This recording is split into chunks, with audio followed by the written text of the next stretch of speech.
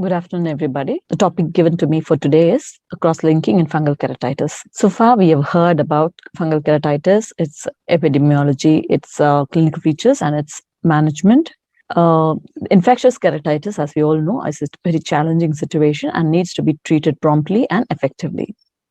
We have discussed in detail about the importance of the diabetic status and nasolacrimal duct patency, the early suspicion based on the clinical features, the mode of injury, and we have discussed the conservative management and the surgical interventions, which are the standard modalities of treatment. Coming to this newer and a novel modality of treatment, which is the PAC-CSL, photoactivated chromophore for infectious keratitis cross-linking. The corneal collagen cross-linking has demonstrated excellent antimicrobial activity against a variety of common pathogens in vitro. The UV irradiation has a known antimicrobial effect. Riboflavin, when it is photoactivated, generates reactive oxygen species which are microbicidal. The combination produces a cytotoxic effect which is greater than the additive action. Collagen cross-linking, which is a minimally invasive novel technique which was developed in 1999 in Europe in the University of Dresden in Germany, was first documented by Spohr et al. In 1998. It was used to treat keratoconus and post-refractive ectasias. Cross-linking induces collagen crosslinks in the stromal collagen of the cornea. It stabilizes the cornea biomechanically by inducing a photochemical reaction which facilitates the strengthening of the collagen lamellae in corneal stroma. The main components being a photosensitizer, effective and a safe light source, and the presence of oxygen. The basis of cross-linking depends on the activation of the riboflavin to a triplet state, a release of singlet oxygen and superoxide anions, ionization of the amino groups, resulting in the formation of new bonds within the stroma of the cornea, giving a stronger cornea. These mechanisms were discussed in detail by Scott McCall et al. In his publication. The two types of cross-linking photochemical reactions that are documented are the type 1 reaction and the type 2 reaction. The type 1 reaction involves a continuous UV radiation and a low oxygen presence, which leads to hydrogen peroxide release, which causes the cell death and scarring, and a limited cross-linking. Type 2 reactions utilize pulsed UV rays and then the presence of adequate oxygen and a singlet oxygen release produce safe and effective controlled cross-linking. The Dresden Protocol, that is the standard treatment modality, involves epi of the central 9 mm zone of the cornea is exposed, and application of the isotonic riboflavin for 30 minutes at 5-minute intervals with the UVA light exposure at the 365 to 370 nanometers wavelength for 30 minutes. The power delivered is 3 milliwatts per centimeter square, delivering a total fluence of 5.4 joules per centimeter square. The minimal corneal thickness of 400 microns is required to prevent any endothelial damage from cross-linking. The anterior segment optical coherence tomography being a useful tool before the procedure and after the procedure. The AIOC protocol has its own pros and cons. The abrasion of the cornea produces results in pain, watering, and difficulty to the patient. The complications also can result due to the infection setting in or because of this epi-off procedure. The modifications that are made to this protocol deliver the total fluence of 5.4 joules per centimeter square, but at a different timing. The Bunsen-Roscoe law of reciprocity, it states that the effect of a photochemical or a photobiological reaction is directly proportional to the total irradiation dose, irrespective of the time span over which it is given. This was proved to be valid for illumination intensity up to 45 milliwatts per centimeter square. Beyond this, the efficacy came down, and the irradiance time that is needed is more than 2 minutes. The protocols documented are the accelerated cross-linking, delivered at 10 milliwatt per centimeter square for 9 minutes, and flash cross-linking delivered at 30 milliwatt per centimeter square for 3 minutes. Cross-linking, the collagen molecules are bonded firmer and resulting in a stronger cornea. PAC-CSL studies have shown novel methods such as cross-linking to be effective in antimicrobial action and in strengthening the cornea. It was first demonstrated in non-infectious and infectious corneal melts resistant to therapy. It was extended to infectious keratitis as first line of management in 2011. PAC-CSL was created at the 9th Cross-Linking Congress in Dublin, Ireland in 2013.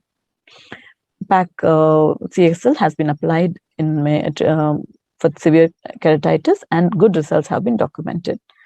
Corneal collagen cross-linking is a potentially useful treatment in selective cases of infectious keratitis.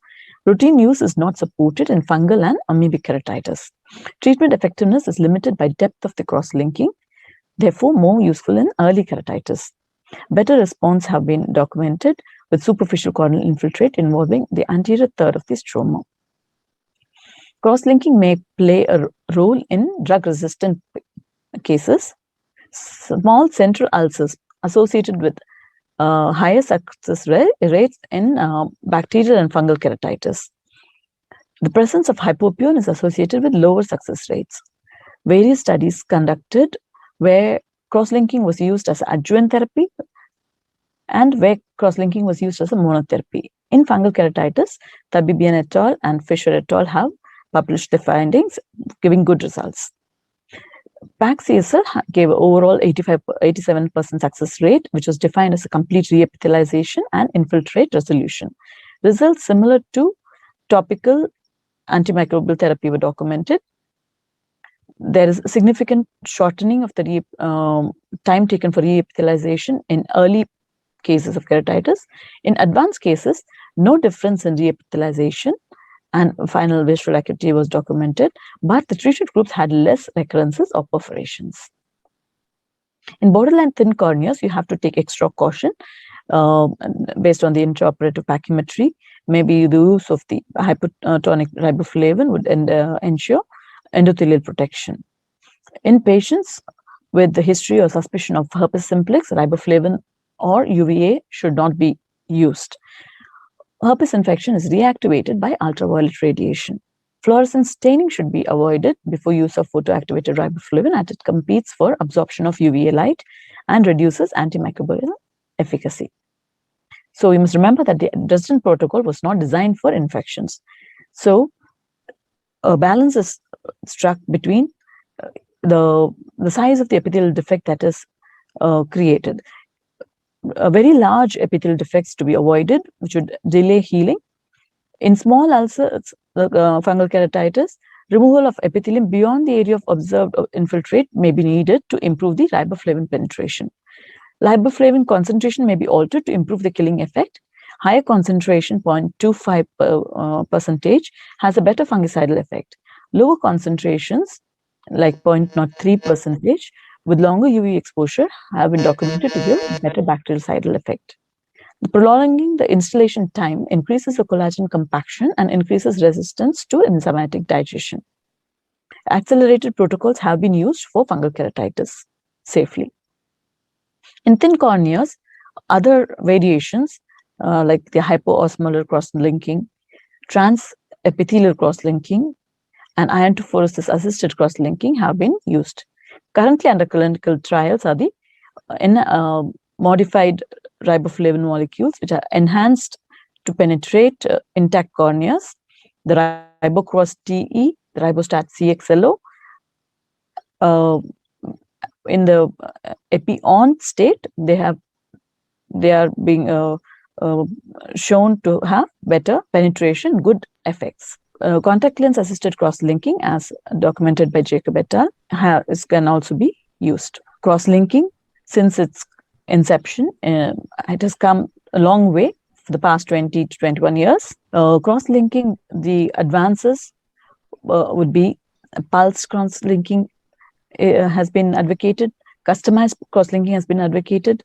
In refractive surgery, the pixel cross-linking has been applied. LASIK extra has been applied in refractive surgery. A customized delivery of cross-linking is developed in adapted fluence technique. Clearer cross-linking has been advocated for myopia. CLARE is a cross-linking assisted infection reduction trial. It was an interventional trial, phase 4 stage, conducted in Ayurveda Hospital, Madurai, supported by the University of California. It concluded there appears to be no benefit of adjuvant cross-linking in the primary treatment of moderate filamentous fungal ulcers and may result in decreased visual acuity. The Swiss PAC cross-linking, it was conducted to assess the safety and efficacy of PAC-CSL as a first-line treatment for infectious infiltrates and early corneal ulcers. Mixed ulcers were taken and compared to the current standard care of antimicrobial therapy. It was an interventional trial conducted from March 2016 to October 2020 in the University Hospital, Geneva, the principal investigator being Farhad Hafezi. Cross-linking in therapeutic penetrating keratoplasty graft. The study conducted at the All India Institute of Medical Sciences, conducted by Tithial et al. Has considered the primary outcome of incidence of graft infection, secondary outcome of graft clarity, visual acuity, and deep vascularization. They concluded that cross-linking treated donor corneas may help to reduce the incidence of graft infection after TPK in fungal keratitis, and a beneficial effect is observed in terms of visual acuity and graft clarity. The article is in press, the AO journal. Concluding, cross-linking is an useful non-invasive treatment modality for fungal keratitis. It needs to be used early in superficial ulcers, not as effective as in bacterial and acanthamoeba ulcers, not very effective in advanced ulcers with hyperpion. Donor corneas can be treated with cross-linking for therapeutic keratoplasty. Further studies are needed to arrive at protocols for this modality, but definitely timely intervention and follow-up will help treat fungal keratitis using cross-linking. Thank you.